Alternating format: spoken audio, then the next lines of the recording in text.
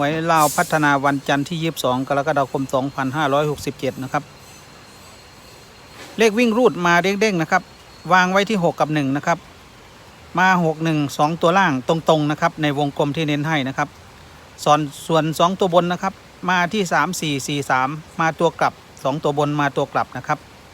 ตามต่อกันครับงวดของวันที่